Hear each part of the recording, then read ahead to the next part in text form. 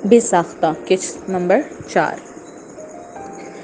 بس اب اسے تایا تائی کے آنے کا انتظار تھا۔ آج وہ جلدی گھر آیا تھا۔ آخرکار اپنے آئیڈیا پر عمل بھی تو کرنا تھا۔ وہ کھانا وانا کھا کر پہلے تو اپنے روم میں ریسٹ کرنے کی نیت سے بیڈ پر لیٹ گیا۔ وہ کچھ دیر کلونا کرنے کی غرض سے آنکھیں بند کیے لیٹا تھا تو آئلہ کا چہرہ اس کی آنکھوں کے سامنے آ گیا۔ اب وہ آگے کا لایا عمل تیار کر رہا تھا۔ سب سے پہلے تو اسے اپنے والدین کو راضی کرنا تھا، اس کے بعد تایا تائی کی رضامندی حاصل کرنی ہوگی۔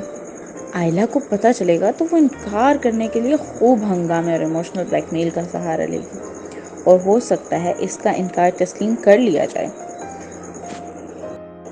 لیکن اس کے انکار کے خلاف مجھے میری جگری یار فرحان اور جویریہ آپی کے ساتھ مل کر ٹیم بنانی ہوگی۔ جویریہ آئلہ کی بڑی بہن، جس کی 1 سال پہلے شادی انہی کی کالونی میں رہنے والے ایک ریسٹورانٹ کے آنر سے ہوئی تھی۔ وہ تیزی سے خیالی پلاؤ بنانے میں مگن تھا۔ ایک اور سوچ جو اس کے ذہن میں آئی وہ یہ تھی کہ جلدی سے آئلہ سے زبردستی نکاح کر لے اور اس کو خوب تنگ کروں گا اور اپنے سارے بدلے لے لوں گا، پھر بیچاری میرا کچھ نہیں بگاڑ سکے گی۔ یہ سوچتے ہوئے اس کی آنکھ لگ گئی اور حازم صاحب خواب خرگوش کے مزے لوٹنے لگے۔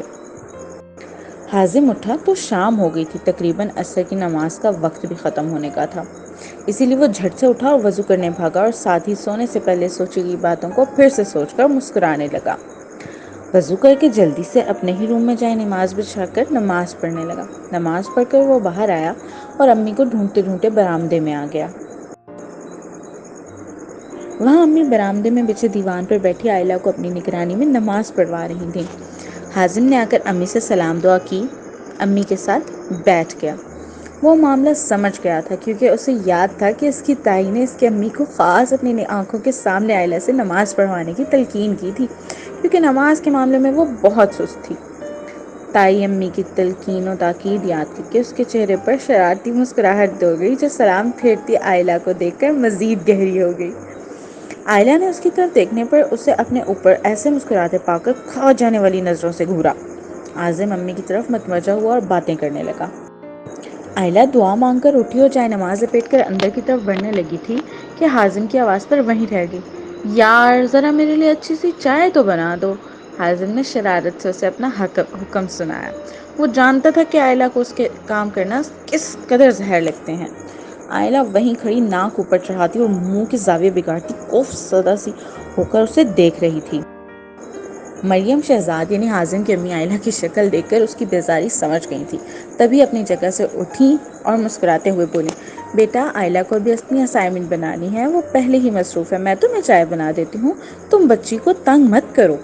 حازم نے وہیں سے امی کو ہاتھ سے کھینچ کر بٹھا لیا اور کہنے لگا، نہیں امی، آپ کیوں بنائیں گی بھلا؟ اس اناج کے دشمن سے بھی ہاتھ پیر ہلوا لیا کریں، اور جسے آپ بچی کہہ رہی ہیں وہ اگلے مہینے پورے 22 سال کی ہو جائے گی۔ امی کو اس کی باتیں سن کر بہت ہنسی آئی اور ان باتوں کے ریئیکشن میں آئلہ کی شکل دیکھ کر بہت مسکرائیں بھی۔ انہوں نے حازم کو ٹوکا بھی، مگر وہ تو اور بھی بہت کچھ بول رہا تھا جسے سننے کے لیے آئلہ رکی نہیں بلکہ غصے میں چائے بنانے پٹختی اندر بھاگ گئی۔ اب حازم کے بابا بھی وہاں آ گئے، جو غالباً باہر سے چہل قدمی کر کے آئے تھے۔ حازم نے کھڑے ہو کر ان کو سلام کیا اور پھر واپس بیٹھ گیا۔ شہزاد صاحب بھی وہاں لکڑی سے بنے دیوان کے سامنے پڑی ایسی ڈیزائن کی 2 کرسیوں میں سے ایک کو آگے ذرا گھسیٹ کر بیٹھ گئے۔ موقع اچھا تھا، حازم نے فوراً ہی آئلہ سے نکاح کی خواہش ظاہر کر دی، جسے سننے پر حازم کے والدین کے چہرے پر خوشی صاف جھلک رہی تھی، جس کا اظہار انہوں نے حازم کی ہاں میں ہاں ملا کر کیا۔ انہیں حازم کے فیصلے پر بہت خوشی ہوئی کیونکہ وہ خود بھی اس کے متعلق یہی سوچ رہے تھے۔ اتنے میں آئلہ 30 قدموں سے چلتی ہوئی حازم کے لیے چائے لا رہی تھی۔ شہزاد چچا کو دیکھ کر اس نے اپنی سپیڈ کو بریک لگائی، ان کو ادب سے سلام کیا اور حازم کے ہاتھ میں چائے کا کپ تھمانے لگی۔ حازم سمیت اس کے امی ابو بھی آئلہ کو دیکھ کر مسکرا رہے تھے، جنہیں دیکھ کر آئلہ کچھ پزل ہوئی اور پھر ان سے ایکسکیوز کرتی ہوئی اپنے روم میں اسائنمنٹ بنانے چلی گئی۔ چچا چچی کا رویہ اسے غیر معمولی لگا تھا، لیکن اس نے اسے محض وہم قرار دے کر اگنور کر دیا، جبکہ مریم بیگ تو آئلہ کو اپنی بہو بنانے کی خوشی میں خوب چہک چہک کر باتیں کر رہی تھیں۔ وہیں حازم نے جب آئلہ کی بنائی چائے کا پہلا گھونٹ لیا تو بے ساختہ ویسے کا ویسے ہی جلدی سے اٹھ کر برآمدے کے آگے بنے لان میں موجود کیاری کے اندر تھوک دیا۔